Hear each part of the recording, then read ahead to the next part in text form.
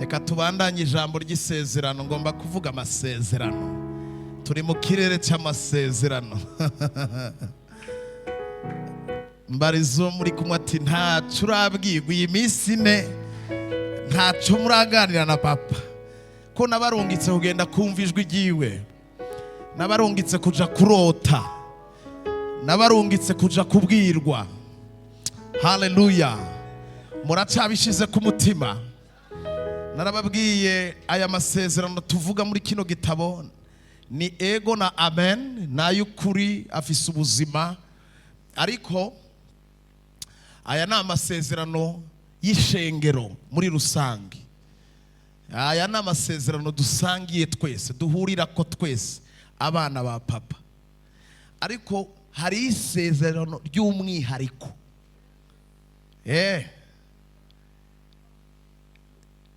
Nabatumye guhabwa isezerano ry'umwihariko, isezerano rwawe. Iryo ngiryo uba uri mu ishengero utari mu ishengero rirakurinda aho uri hose. Bado sijasikia amina. Munanihisi vizuri? Amen. Tumaze kuba abana b'Imana tukagirirwa ubuntu, Kristo akaganza imitima yacu. Aya masezerano twoyabwirwa tutoyabwirwa, twoyigishwa tutoyigishwa, ni gwawe ni gwanje, ariko n'amasezerano ni testament twahawe nk'ishengero, ni rusangi. Ibi mbabwira rero si icyifuzo cyanje kuri wewe, ni icyifuzo cya papa kumwegera akaguhereza amasezerano personnel, amasezerano yiwawe. Ayonye niyo aza kurinda mu mvura, mu ruzuba, mu misozi, mu biyaya. Iyo ibintu byananiranye, iyo abantu bagutaye, iyo baguciye, amasezerano personnel niyo aza kuzigamiramo, aza kuremera isi nsha, akazana isi nshasha ku buzima bwawe. Birankwiriye, bwira mugenzi ati uwo mwambaro niwo mwambaro ugukwiriye. Urakeneye isezerano personnel, isezerano ry'iwawe ku giti cy'iwawe, apana duhuriye ko twese. Amen. Abantu twari kumwe dimanche mwaranyumvise. Bizirikane, bisengereko. Nta yindi priere dufise muri iyi minsi niyo kubwira papa ati papa ngendera mpijambo ry'iwanje, vuga numve, nganirira.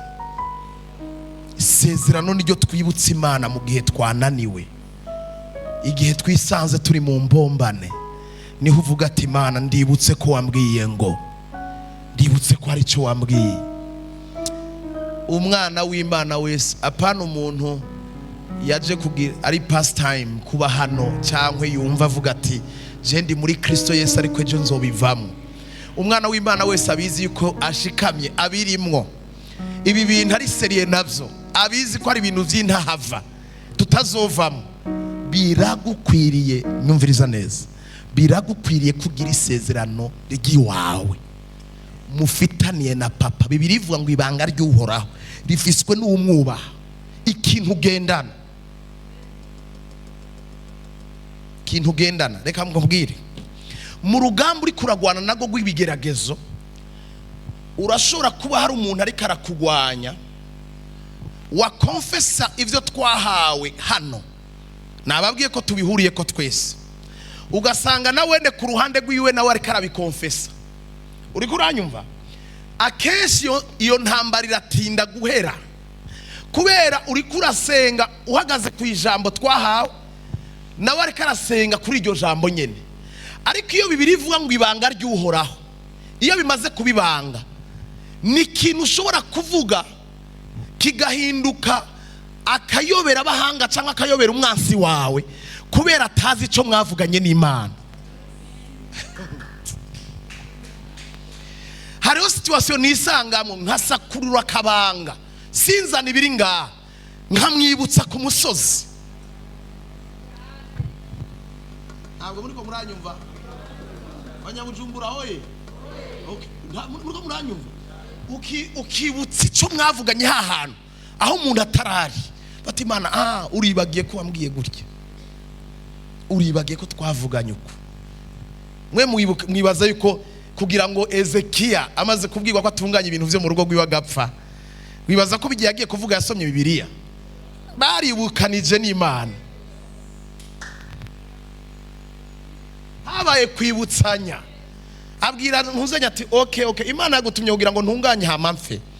Irananiwe kunkiza igira inyici, urumva rero genda wewe Prophet, genda, ndavyemeye ko igutumye kandi ndabizi ko utavangiwe, ndabizi ko Imana y'ukuri yagutumye. Mugabo genda we, numva atabirebire no gutuma, hari ibanga tuzinanye. Aca hindukira igisika, ntiyatuma Prophet. Hari ibihe tugeramwo nturondere pasteur, ukayibutsa ibihe mubanamwe muri babiri. Amujyana sikia bado. Ivyo biza bizura, ivyo biza bituma uwarakubwiye ngo pfa agaruka akakubwira ngo ivuze ngo baho. Ivyo biza bituma wakubwiye ngo ntibikubereye, ejo agaruka akubwira ati nta muntu aberewe nkawe. Ibi biza bituma utakwemera uyu munsi akwemera ejo. Ntabwo muri ko muranyumva neza, mwumva ndi muri ho parallel. Mubizirikane, Ezekiya yari gushaka kugira brother offer n'Imana, gushaka kubicisha mu rutonde rw'ishengero n'urutonde rwa Prophet. Yari kubibwira Prophet ati genda nawe uyimbwirire ngo. Urabona rero bimeze ukuntu kumugara yaravuze ati Prophet, merci beaucoup, navyumvise, ndagushimiye kuvyo Imana yakurungikanye. Ubu rero hasigaye ngaha, genda wera birakwiye. Afata igisika atangura kwibwira ati umva. Kandi uyu nguyu yahindukira igisika, Prophet yagiye, ni nawe yashoboye kwandika ikete ayibutsa isezerano yabwiye Abisirayeli igihe cujya mwami w'Ashuri. Murumva igenda ibintu bitandukanye. Iyo jewe mbaye atake, sinibutsa Imana ndabisunga mwebwe. Oya, kuko Imana yanje je twahuye mwebwe tutaramenyana. Nta musi numwe mvuga ngo Mana murabona ngo ndi pasteur, ngo ntubona barya abantu bari munsi we. Pasteur yopfa abandi bakabandanya. Je sindayibutsa ndugiye kuri mwebwe. Mwebwe iyo ngiye kwibwira ivy'iwanyu ndayibwira mu bijanye na ministry, ndabibwira mu bijanye nibango iki Imana yambwiye. Niho nkava ndi Mana, urabona gravity turakeneye parcelle par exemple, Mana turakeneye yuko tuduza mu bundi buryo, Mana turabona ko mahali ya uchumi si sawa. Ivyo nizo ngenda kubwira Imana.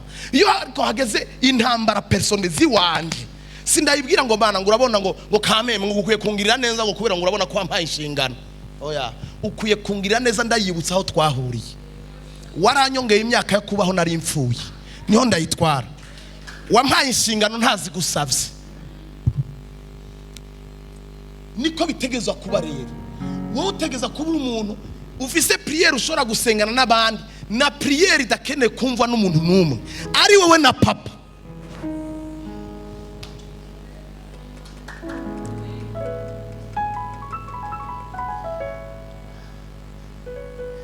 Nico gituma ushobora gusanga urashobora guca mu gisagara abantu bakibwira ati wewe karakubanye biraheze, ariko haguma kubona ubacako kandi wowe barashizeho akarimbi. Wowe wibaza yuko wibaza ko abarozi tubacamo kubera iki? Wibaza ko abaduhigira babura uko batugira kubera iki? Kubera ndi pasteur? Kubera ari ahantu hama bagasigara ari bafise confusion. Uriko uravyumva? Ya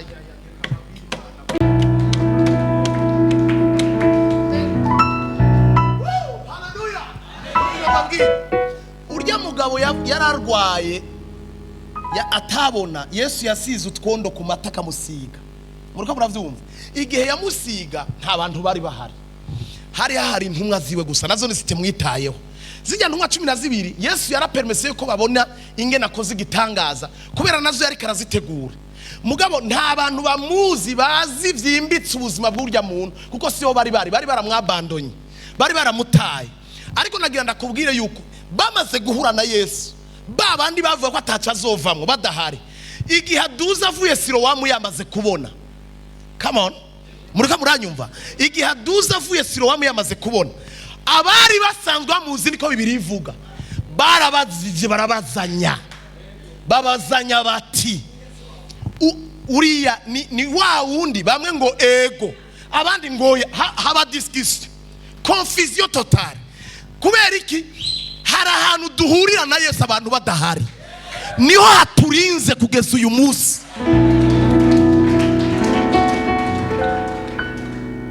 Niho hantu haturinze. Umuririmbyi yararimbye aravuga ngo kubaho k'umuswi si imbabazi z'agaca. Ntabwo ari imbabazi z'agaca. Natwe kubaho kwacu si imbabazi za Satani. Satani ategura urupfu ku munsi ariko agatangazwa n'ukuntu tutarugwamwo. Aksida unatoka uko ngangari, banatega burozi,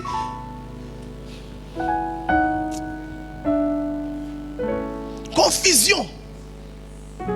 Icatumye Sauli yibagira Dawidi aheje kwica Goliyati suko ataramuzi. Yaramuzi, baragendanye amutwaza ibigwanishwa, mugaba kuri kijya gikorwa ca Goliyati hari ibintu ataramuzi ko vyatumye abaza Abuneri. Aramubwira ati Abuneri we urya muntu ninde? Bamaranye hafi imyaka 8 amugendanira. None mwibaza ko ivyo biva kuki? Ni kuvuga ngo Sauli yaramuzi nk'umutwazi ibigwanishwa, mugabo Dawidi ntiyari yiyizi nk'umutwazi ibigwanishwa. Dawidi yarafitanye ibanga. Ntabwo ari Dawidi atwaza ibigwanishwa umwami yishe Goliyati, ni Dawidi yagendanye n'Imana, bakuru biwe na se wiwe batazi ivyo abanamwo nayo ari hariya mu bugaragwa.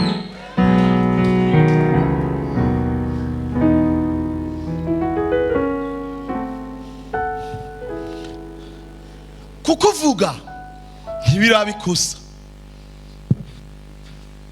kugutega baracagutega, ariko rero kugwa mu mutego niryo kosa witwa kufisa Imana. Naho ubundi kukuvuga abantu muri ko ngo mbariza ngo hewe ngo ibambwiye ngo reka gutakaza umwanya. Bakubwiye iki? Bakubwiye iki sha? Ngo hewe ngo nivyo, ngo hewe ngo barambwiye ngo Suzana Cienga ngo waranyubahutse niho wari uri. Ugira urogeke abantu bazi iyo bari ko baraja ntibayisigura. Abantu bafite nibanga n'Imana ibintu byose ubiha umwanya. Ni question y'umwanya. Dawidi bamwibagiye kubera hari amabanga yari afitanye n'Imana aho abantu batamuzi.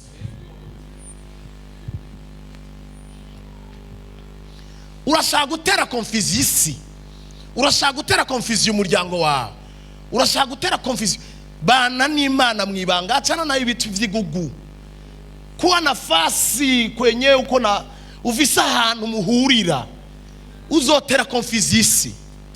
Kandi bibwira ko bakumetriza, bibwira ko bakuzi,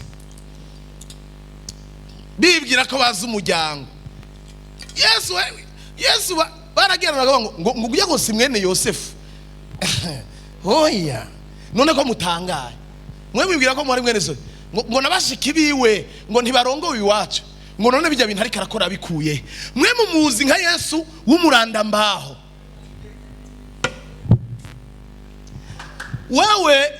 Wewe ndio unapatia chanzo watu kukupiganisha. Natani kwambie ukweli bano b'Imana bakunzi banje muri ngaha mwica ndaba hano mu maso. Sindi munini cyane mu bintu vy'Imana, simbimaze mu imyaka myinshi ariko sinamike, ariko muri mike yanje mfise hari ico no kubwira no gucira umugani. Ngira ndakubwiza ukuri, intambara z'abantu ntiziriko zirihuta guhera, kukuvuga ntibiriko birihuta guhera. Ndagutangarije ndawukuri inkoni kugishitsi. Umviriza, amaseri aracara amaseri, saison ziracari saison. unesha hamwe hakaza ibindi biba byahinduye ishusho. Uracagwana tukiri hano, uracagwa mugabo papa bireka kubera iki? Kugira ngo muri izo nyene ashobore kumanifesta gloire yiwe, ashobore kumanifesta icubahiro ciwe. Abantu bibaza ati none uyu muntu ivyo navyo kugira ngo Kristo ahabwe icubahiro, agaragaza icubahiro ciwe, nuko muhuza umutima n'inama na Kristo. aza kugira ngo bakoresha ijambo celebre mu gasibyo, ntabwo ari byo.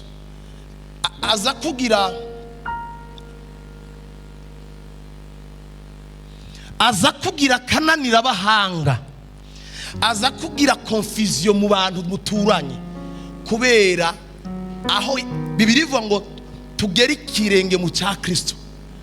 Yesu ntibigeze bamumetriza kubera iki? Bibiliya ivuga ngo yirirwa yigisha ku murango, ngo bwagoroba akarara ku musozi. C'est fini. Kandi aho ku musozi yagenda kurara, ntiyigera abwira abadisipline we 12 ngo mperekeze. Yarabwiye ati mwerara mu mazu yanyu, Jefferson ugiye he? Ati nta kibazo. Mugabo yamanuka uwo musozi, confusion totale mu gisagara. Kubera iki? Hari ahantu duhurira na papa acana naye n'ibintu byo kwaba mu kuza gusenga ngaha ni vyiza, muze dukorane. Mugangana nakubwire n'igituma iyo uri ngaha tutavyumva kumwe, tutabiryohererwa kumwe, nuko ahishe naho natacurimwo. Kuko uburyohe bwo ngaha bufatanye n'ivyo ukuye aho abantu batakubona. Reka nsubiremo. Kuryoha kwawe mu bantu gufatanye n'ivyo upakurura, n'ivyo ukwega aho abantu batari.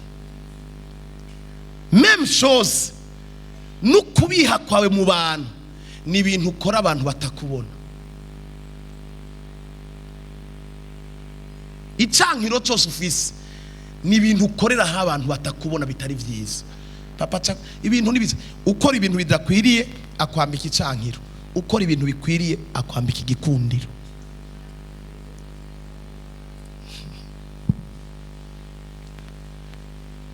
Reka remvuga iki kintu hamanica. Muriko muranyumva neza?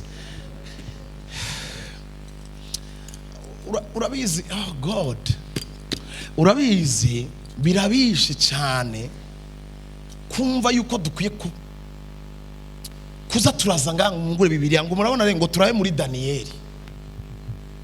Ivyo muravyuzuranye, muzuranye za Daniyeli, muzuranye za Habakuki, muzuranye za Matayo, za Luka. Ibi sivyo bikenewe. Kuzura ivyanditswe bitagira ubuzima muri twebwe nugutakaza umwanya wacu wose. Ibi bintu tubwirirwa ngaha bifise umumaro apana hano ku musozi, bifise umumaro mu biyaya. Ibi bintu tubahera hano ku musozi bifise tuba tuyibabwiye kugira ngo bigende kwimanifesta hariya mu bantu. Tuvuze nk'ubu ndangije ndaza kurangiza dukore acte prophetic, ikimenyetso cy'ukwizera. Iyo mvuze ngo muhaguruke dusenge, muramaze kubona umwanya nigishije n'umwanya dusenga birangana. Uwo nigishije ni munini cyane mutoye kurushaho gusenga. Niwo munini, murazi gituma tutatinda gusenga. Tuba dushaka kubwira Imana ati Imana turagushimiye kuvuganye natwe, mugabo ndatasha ivyo umbwiye ngiye kubikorerako. Ni kuvuga ngo prière saha, prière ni hariya batakubona. Mpejeje kugutegura, genda rero ugwane.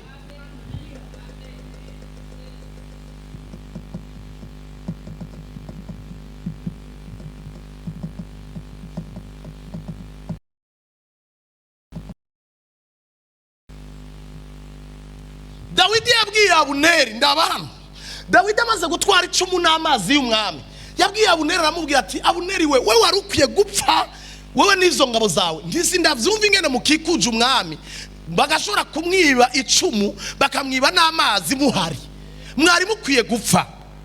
Hama aramubwira ati umwami aravuga ngo mbega iryojwi yoba ari umwana wanje Dawidi. Kandi aho hantu baryamye bwabiriye ko bagiye kurondera uwo nyene ariko arita umwana. Ubuzima busenga n'umwasa ahinduka umugenzi. Amuntu yanyumvise kwe nuwagamije kugira nabi ashobora kuguhemesha imvugo mugabo avuze. Umuntu yofuma guhema mugabo hajya bakubwiye ukuri. urabona yararengewe acavuga uwo yari karahira kwica uwo yari kararondera amwita umwana. Urazi ngene yabwiye Dawidi yacamubwiye ati ni jewe nyaguhora ku ngoma. Umva iyo respect y'abantu b'imwema ati ni jewe. Acarabwira umwami ikintu gikomeye cyane, arambwira ati mwami none jewe nagukoreye iki, uri kumpigira iki? Hama mu nyuma acarambwira ati ariko nubwo uri kurampiga reka ndakwibwire gato yo ndiwe jewe ndi imbaragasa ndataragurika. Arambwira ati mzee nimba utavyemera bwira izo ngabo zawe ziraba icumu ryawe siho riri. Ni kuvuga ngo mvuye hagati muri mwebwe nagutwaye icumu kikuzwe n'ingabo. Aramubwira ati uri kurondera imbaragasa ntuzondonka. Mu yindi mvugo nitumenyerwa ntushobora kumetriza. Umuntu arondera Imana ntibamumetriza, ni confusion. Numva no bensekta abaza muri kundabwira gusenga ngo je ngo sindavyumva ngo hari ibintu bitandekura. None bikuri kuri gute we manzi ubirekuri? Ngo je ngo sindavyumva ngo imyaka irantanye higira irakujanye iraheze. Ntabwo kujanye iraheze. Ega anniversaire ryajya mwe ntayo muta urugize anniversaire harya hari umwaka uri kuregereza, ari kuvuga ngo uri kuregereza kugenda gupfa. Haba ari umwe ababitahuye n'abayisilamu nibo bantu ba mbere banka anniversaire. Baranga umwaka uheze bakanka anniversaire, ntibava gufeta abizima kiretse bajya bayingiya dini. Abavre ntibafeta kubwira ati ye tunakufa. Nibi iraheze. Nivuga ngo nimba papa yateguye kuzobaho imyaka 50. Iyo ugize anniversaire y'imyaka 30 usigaje 20.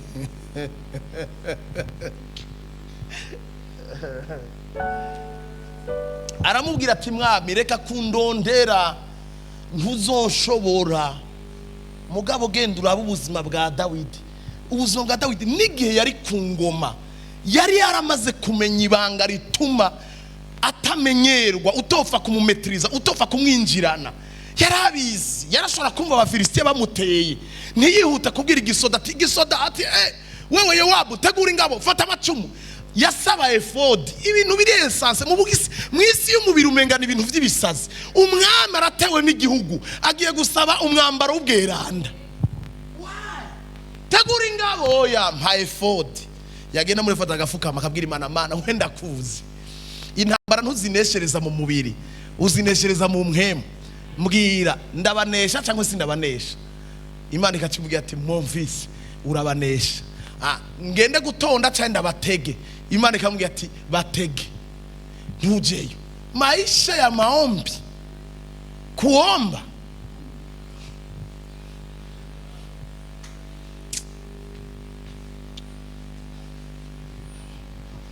confusion. Undi musi yarazanza mu kabazimu bakamuduga kibagira ko bahejeje kumutwara amazi n'icumu agasura kuvuga fata amacumu turonde Dawidi mu vyambu. Undi musi Dawidi yirutse yarusha amazi igihe yarushe ahungira kwa se we w'imhemu, ahungira inayotirama, ahungira kwa se w'imhemu Prophet Samuel. Aragenda amaze gushikayo aramubwira ati I'm very very tired. Muvye ndarushe ndamerewe nabi je ndarushe go. Aramubwira ati wewe buraruhutse urye mumurondera amazi yoge. Prophet aramubwira ati jya muruhuke. Sauli baraza aramubwira ati twamubonye yagiye nayo tirama ari kwa Samuel atati rungu ikigabo 50 zigende zimufate. Wewe imagine ndeka ndakubwire ushima rero duteza confusion abantu. Ntushobora kwimagine ingene umuntu umwe bagenda kumufata ari 50 50 amajana 5 ndabesha 500 sword. Babisitse indayo tirama bakacavugishwa ribarababa harigadada bagatereka inkoho hasi. Hama mu nyuma Samuel akabwira ati subira ku kazi aha siho mwari mukwiye kuza. Bashikaye bakababwira ati byagenze gutati twasitse bibindi timwebwe hapfe nta kigenda mugwanya igihugu subizayo abandi. Amaze kurinka nka gatatu aravuga ngo reka nisidukire ngende. Agezeyo wewe ntiyavugishije, yamanje gukura impuzu, arazikura arazimara, hajya yambaye ubusa atangura kuvugishwa ati Dawidi ati inkoni y'ubwami ntizova mu nzu yawe, ati kandi nagira nakumenyesha ni wowe uzonsimbura.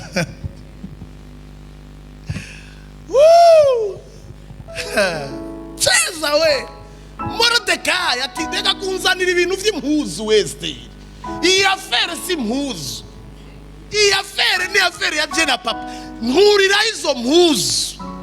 Hama rero yabwiye umwamikazi, reka mabwire mbereke ingene ubuzima bwo kurondera Imana bukomeye cyane. Yabwiye umwamikazi aramubwira ati mwamikazi wewe petite wewe nareze mutoto wa maskini wamaze kugera ku kirimba, nagira ndakumenyesha nutagira icyo ukoze wewe, ngira ndakubwira yuko twebwe tutaza kubura ingere dutabarwa.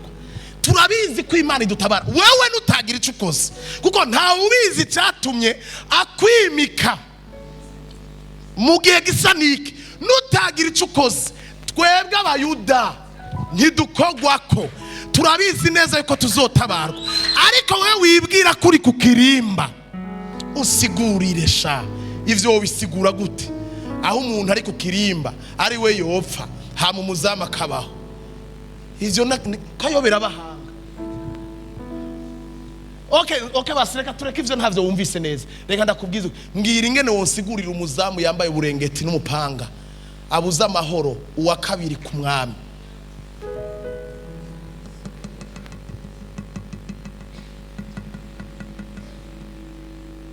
Senga Pastor ndabona senga ino senga, urabona ntiyumva senga.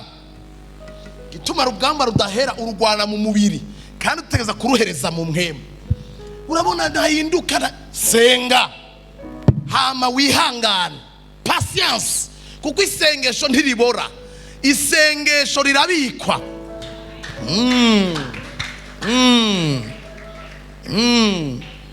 Irabikwa isengesho ntiribora.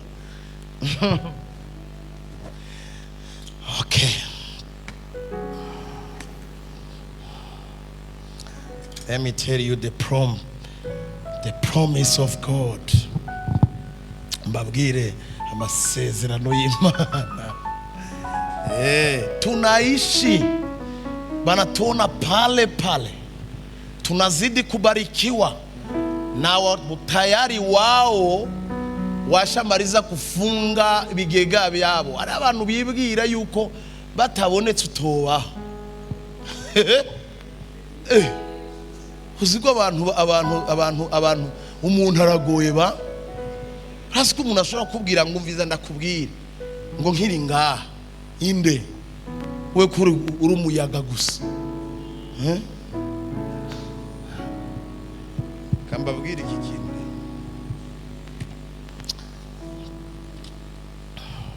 kambabwira isezerano rikomeye.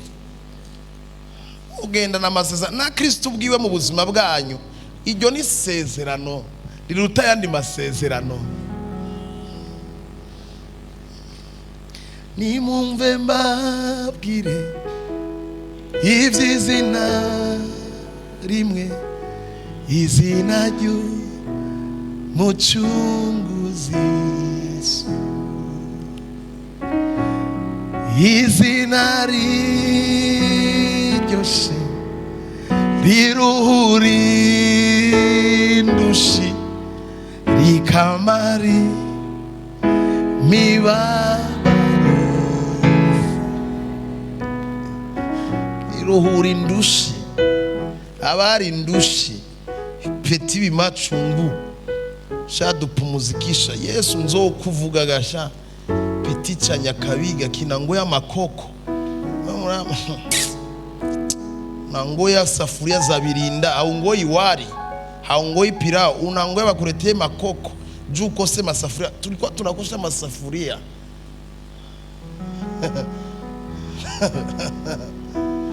Hivi mkiniangalia mnaona nafanana makoko.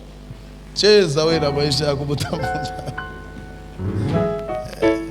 Amanda ibipetiyo byaje harya muhira tukabihinga hari ibijyama bitubwira ngo umva ngo kazomva igipeti abari ibipeti kizotera imbere kweli. Njye hambwira ngo yango ngo kubirira ngo ari ngo petit frère ngo shirira mwishashe kirabipiga mushashe. Ile systeme ya shashe na isave sana. Si tia petit mushashe nta sahani yanje ndaguha piga mushashe. Si makoko tuko tunaweka mushashe unayakura mushushu.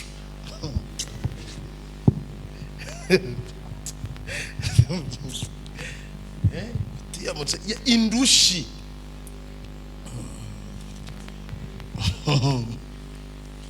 Kuye ngo neonero kiwerewe ngo wenje usiseme niko bamubwira.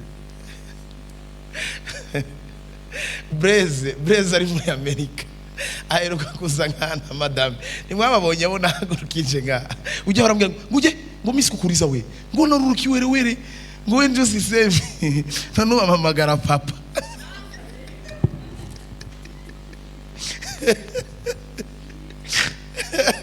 Amagara papa najyo wumbaza ntavyo nzi nizina ryoshe riruhuri ndushi rikamari miba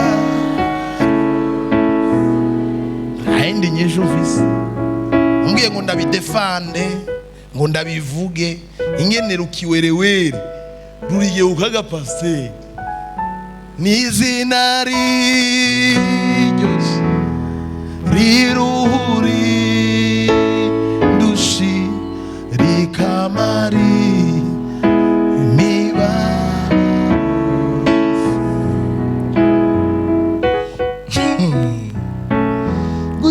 nguye kusisemi kusisemi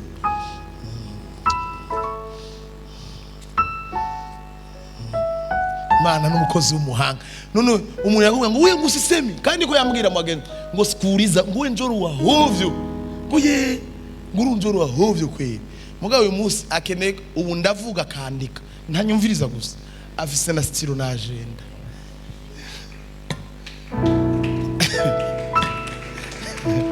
Agona gaturufu k'Imana.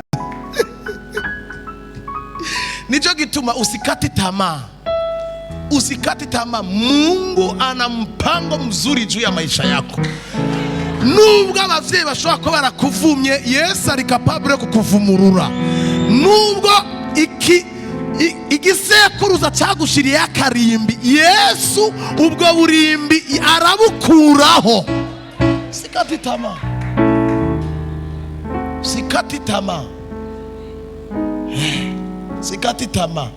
Yesu anabadilisha azafata abantu atacu bamaze ngo yahisemo gufata ibinyantege nke kugira ngo akoze isoni ibinkomezi binyembaraga fata ibipfu kugira ngo imara amazi binyabwenge.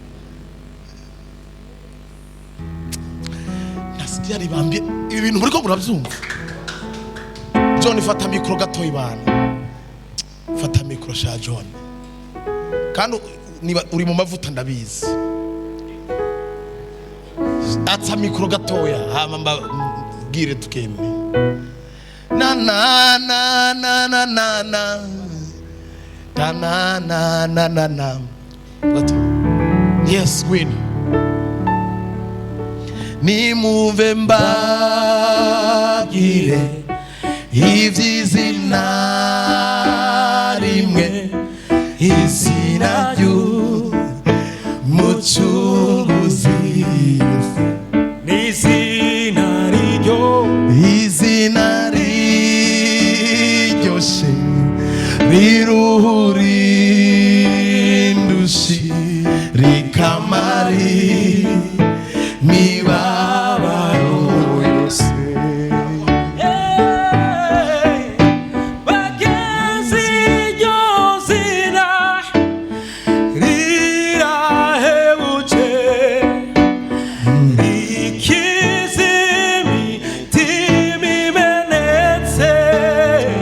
Come on.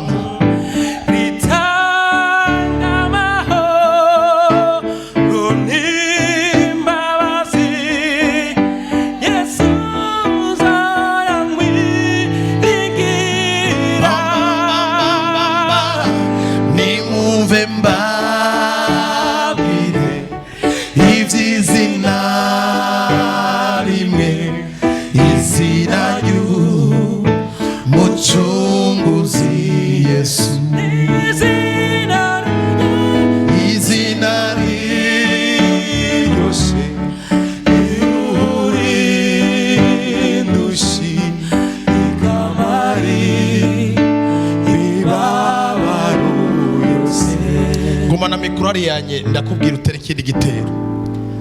Ndashaka nsoma ya majambo cyanda barekura mutahe bana banje. Cyanda barekura mutahe. Kasoma ya majambo. Abigaratiya papa, Abigaratiya 3 umurongo wa 13.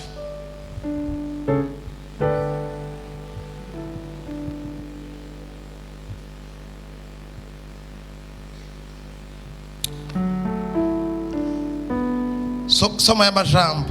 Kristo yaducu. Ngwino 3:13. Ego, mva. Kristo yaducunguye umuvumo w'ivyagezwe. Come on. Yacitse ikivume ku bwacu. Ego. Kuko handitswe ngo azobavumwe umuntu wese amanitswe ku giti. Umeze? Kugira ngo umugisha wa Aburahamu. Mwumve ikintu bashaka kubatevya. Aha. Kugira ngo umugisha wa Aburahamu ushike ku banyamahanga bawuheshejwe na Yesu Kristo, kugira ngo kwizera turonkeshe mpwemu twasezeraniwe. Amen. Bene data rero. Mumeze? Bene data. Umva? Ibi ndabivuga nk'imvugo y'abantu. Wizazwe.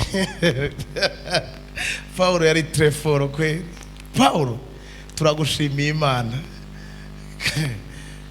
Paulo ibi abivuze nk'imvugo y'abantu. Urumva asaza kukubwira ati nukuri nimutekereze ngo ibintu ndabibabwiye ndi spirituel, ndi mu mwemu. Ibi bintu ndabivuze ndi mu mubiri, ni imvugo y'abantu duhuriye ko twese. Donc ndi mu mubiri. Ibi ndabivuze nk'imvugo y'abantu. Ivyo bintu ugira utubwire nk'imvugo y'abantu wahamagawe ni biki? Nibi. Aho ibi ndabivuga nk'imvugo y'abantu. Ngwino isezerano naho ryoba iry'umuntu gusa. Iyo rishinzwe nta muntu arikuraho cyangwa ryongerako. Nibi. Manzurore. Mwavyumvise? Ahanye niho siyo nabwiye ko nzobandanyiriza. Naho nesindaheza tuzobandanya kwa Mungu. Iki kintu mutegeza kukimenya. Paulo ashatse kubabwira ati birashoboka ndabivugiye muri dimension spirituelle, nkabivugira mu rwego rw'imhemu. Murashobora kubispiritualiza mukabishira mu mwemu mukumva umenga ni ibintu nyene by'Abanyisirayeli. Ibi rero ndabivuze mu mvugo y'umuntu kugira ngo bisone neza mu matwi yanyu. Ndabivuze nk'imvugo y'umuntu. Ndi umuntu nta mpemu yera. Nagomba kubabwira bene data. Isezerano, ahad, promise, isezerano naho ryoba iry'umuntu gusa, abantu bapatanye, nubwo ryoba ari iry'umuntu, iyo rishinzwe tunafanya mapatano, nta muntu agira gute arikuraho cyangwa ngo aryongereko. Iryo ni ry'umuntu. Manuka rero kandundura wumva icari karatuganisha. Nuko Aburahamu niwe yasezeranira amasezerano. Mwavyumvise? Ngwino bona uruvyaro rwiwe. Ngwino papa wanje. Ntiyavuze iti imvyaro. Nta bwinshi. Nk'uvuga benshi. Yamara yavuze nk'uvuga umwe. Iti n'uruvyaro rwawe nigwo Kristo. Manuka rero nzobisobanura neza kwa Mungu. Ariko icyo mvuze ni iki?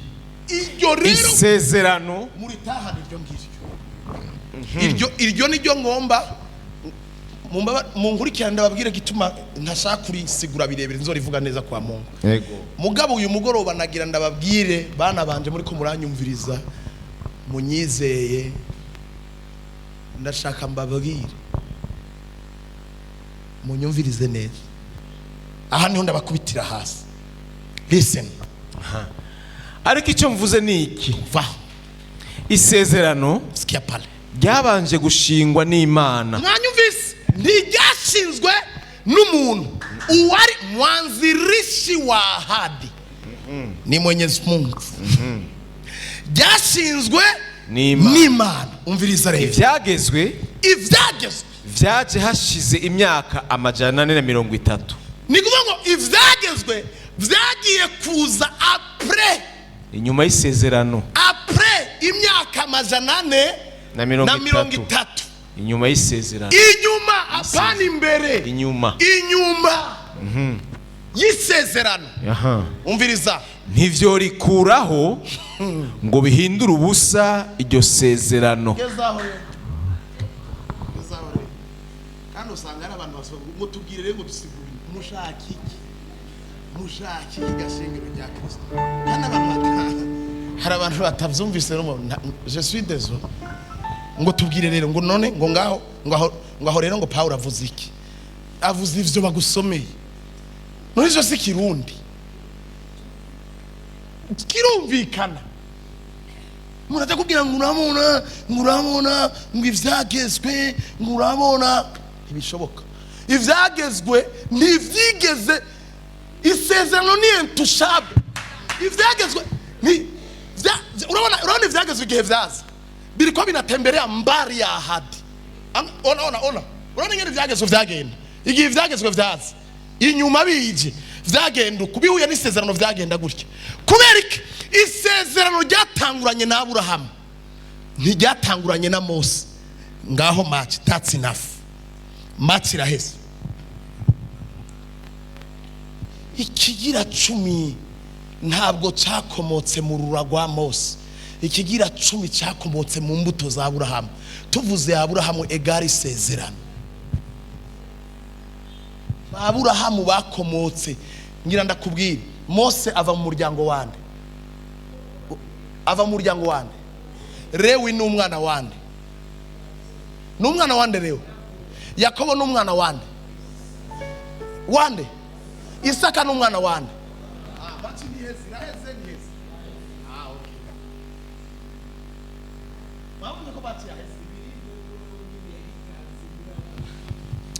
Nawe igihe yagitangiye muri Aburahamu, mu rura rwiwe, mu nzira yiwe. Bibiliya iravuze ngo ivyagezwe vyaje mu nyuma ntibishobora gukora ku isezerano. Aho rero niyo mutegeza gutahurira yuko isezerano. Ndabasengeye, gishira ku mutwe w'ukuboko, ndagusengeye muri uwo mugoroba, ndagusengeye papa guhereza isezerano, ndagusengeye papa kuganirize. Urakeneye isezerano, habwa isezerano, habwa abana bawe bahabwa isezerano, abawe nibahabwa isezerano. Ndasenga Imana, nkorera Imana inyumva, Imana nizeye, Imana yampamagaye ikugirira ubuntu, uhabwa isezerano. Ntirishobora guhindura ubusa. Ryaje nyuma y'imyaka 430. Urazi muri iyo myaka 430 ibintu vyakoretse ku rukoko ku mutwe wawe. Uzi ibintu vyakoretse mu myaka 430. Uzi bitangaza vyabaye kuri Mose. Ariko bijya vyose Imana ikavyegeranya ikavuga ngo bihindutse ubusa kuko isezerano riracari hejuru yavyo.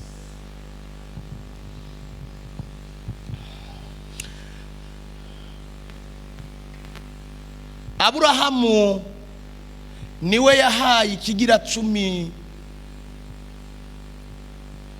uwitwa Melekisedeki, cankwe ni Mose yahaye ikigira 10 Melekisedeki. Mose na Aburahamu bakoreye mu gihe kimwe. Mose yakoze mu kihe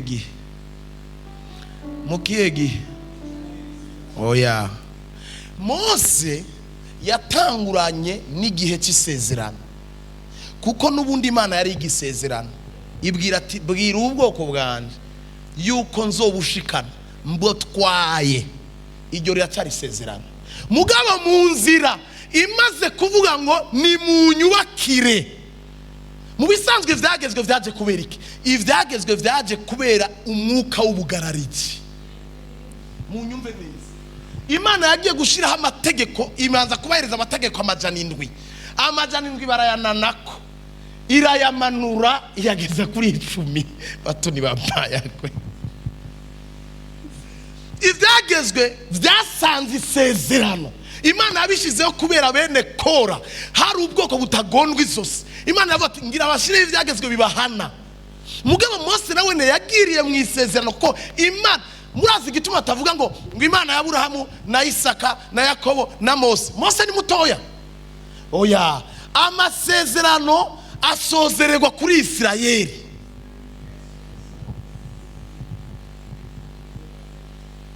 Amasezerano yugariwe kuri Isirayeli, nico gituma ari Imana ya Aburahamu, Imana ya Isaka, Imana ya Isirayeli. Hama twebwe na ba Mose na ba Joshua na ba Karebi na ba tukagendera mu masezerano y'abo bantu batatu. Ni kuvuga ngo naho nico gituma Imana acivuga ngo ntibishoboka kugira ngo ndavyemeze. Meme Jésus araza komoka mu muryango wa Aburahamu. Amateka ndabasozera dutahe. Amateka azahindukira cyangwe icyagezo cyari ku buzima bwawe cy'umuvumo, kuko Bibiliya yatubwiye ngo Imana yadukijije umuvumo w'iki. Ni kuvuga ngo icyagezwe cyari umuvumo. Umuvumo utsindirwa mu isezerano.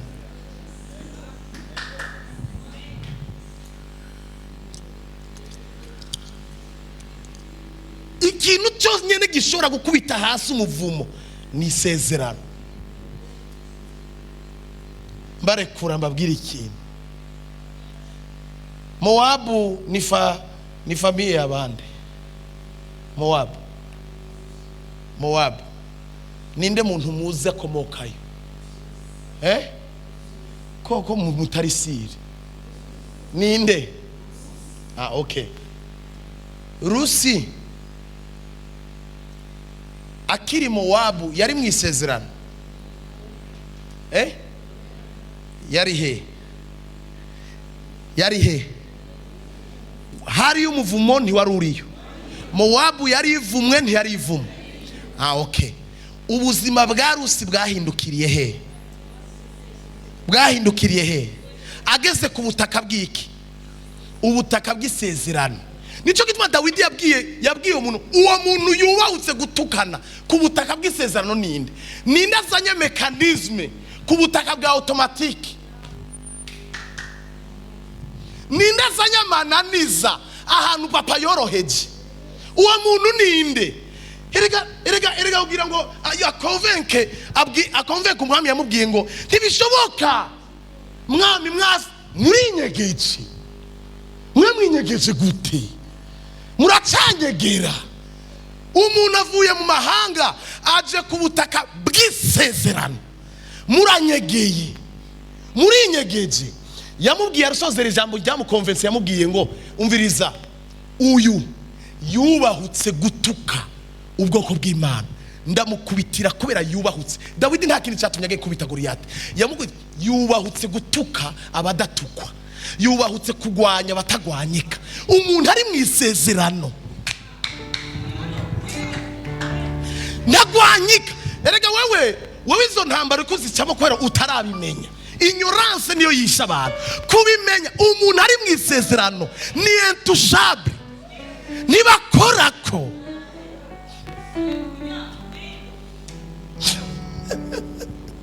protokora misi irahindutse ba. Nibakorako cyafashijwe nabibonye. Muranyumva? Nibakorako ndabira rero akanyamuvumo kahuye n'umuboga aravuye mu isezerano. Wibaza ko bijya bihungu byapfiriye iki? Kubera ubutaka byagiye guhonyurako. Naho w'igikundiro yagiye guhinduka mara, agahinduka ibintu birura kubera iki? Ubutaka. Umugabo wiwe yapfuye kubera iki? Ubutaka. Abana wiwe bapfuye kubera iki? Bazize ubutaka.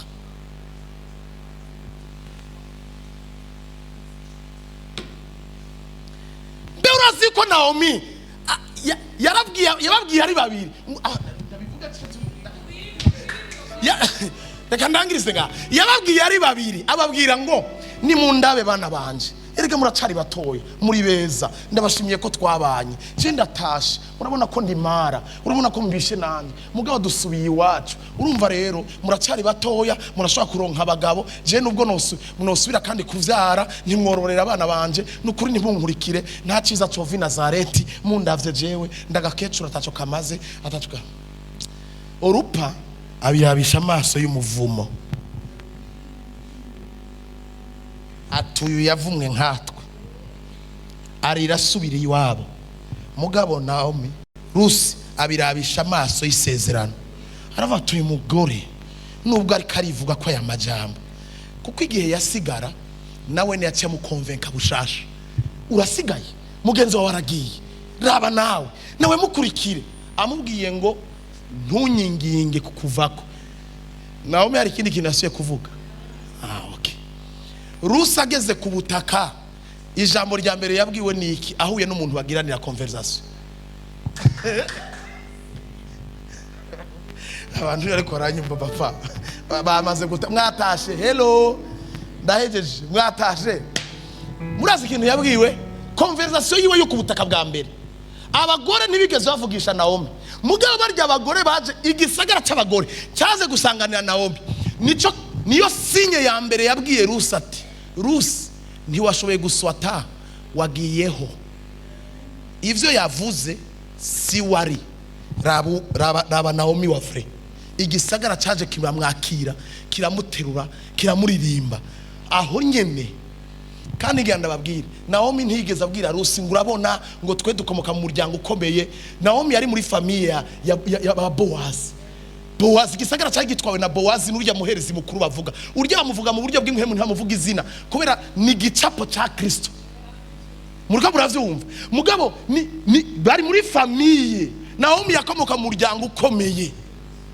mugabo umuryango ukomeye ntiwigeze umurunga ikiringa kubera ubutaka hari ahantu umugisha utagusanga nta muntu ari karanyu hari ahantu tutagemura ntibigeze kandi kwa taarifa yako uve ngaha kantu gatahanye nagira ndakubwira yuko Boaz aganira na Rusi yaramubwiye ngo umviza ndakubwira ni wowe Rusi ati turaza amakuru yawe nikuvuga ngo barakurikiranye uwabo mugabo ntibamugemuriye ntibanagiye no kukiriyo hari ubutaka tudahonyorako kubera icyo twabwiwe kenguruke turashikanye mu bintu bimbabaza nuko mutaravayo muhaguruke mbasabira umugisha dukomere Imana amashi mwarahezagiwe cyane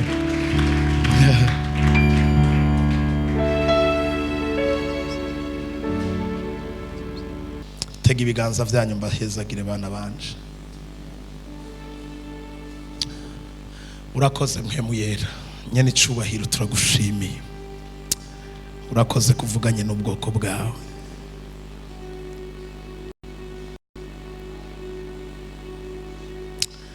ndagushimiye kuri Imana y'amasezerano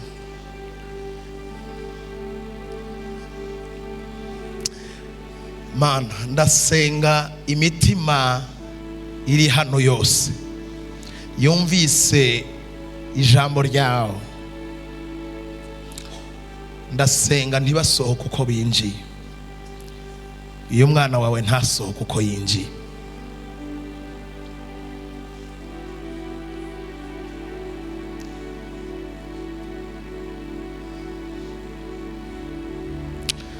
uyu mwana wawe ntasohoke ndasenga mwami uyu yikonekte n'amavuta y'isezerano icitwa umuvumo cyose cyamukurikirana kutamenya rimwe na rimwe kudashishoza umutima wa orupa wo kutabona icy'agaciro wo kutamenya ibyamaze guhinduka wo kutumva imvugo yuko mugenzi wiwe yagenderewe kutumva yuko Naomi yababwiye ngo iwacu Imana yasubiye kuhasura ndasambuye uwo mwuka ugumu bakurikirana wo mu miryango w'igisekuruza umwuka udakeneye ko abana bimatanya n'isezerano kugira ngo umuvumo w'ivyagezwe baveko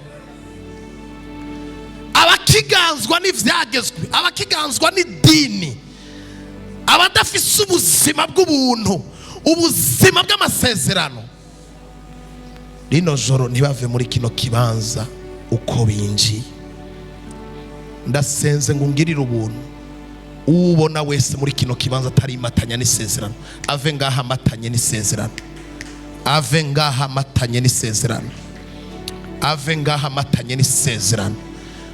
Ndavuze ngo guhera uyu munsi Imana yanje y'amasezerano igendane nawe. Imana yanje y'amasezerano ntizikurekure. Imana yanje y'amasezerano izibane nawe aho uzoja hose. Isezerano rize rikuvuganire igihe cyose. Mana, uhamagara Mose wamubwiye ngo numvise ukuboroga kw'abantu banje, nibuka isezerano. Numvise ukuboroga k'ubwoko bwanje, nibuka isezerano. Nabonye intuntu, nabonye agahinda, nibuka ico nabwiye Aburahamu, nibuka isezerano. Ndasenga ngo hejuru y'ubuzima bwawe hajeho isezerano. Imana izo ziribuka mu gihe cyose uzogenda uhura n'amasirkonstansi atandukanye. Isezerano ry'Imana ribane nawe. Isezerano ry'Imana rigushigikire. Umugisha wa Aburahamu na Isaka na Yakobo uzubane nawe, uzugukorere wewe n'uruvyaro rwawe n'abawe bose. Ubuntu bw'Umwami wacu Yesu Kristo, urukundo rw'Imana yacu, gusabana na Mpwemu Yera bijyane natwe twese mu izina rya Yesu. Amen.